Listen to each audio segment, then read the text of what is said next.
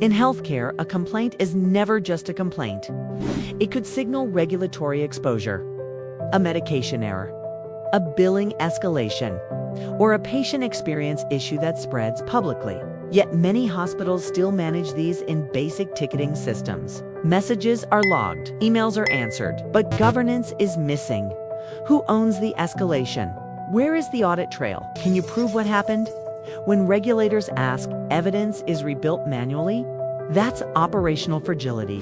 ResolveCX is case first by design. Every patient issue follows a governed lifecycle. Escalation rules are predefined.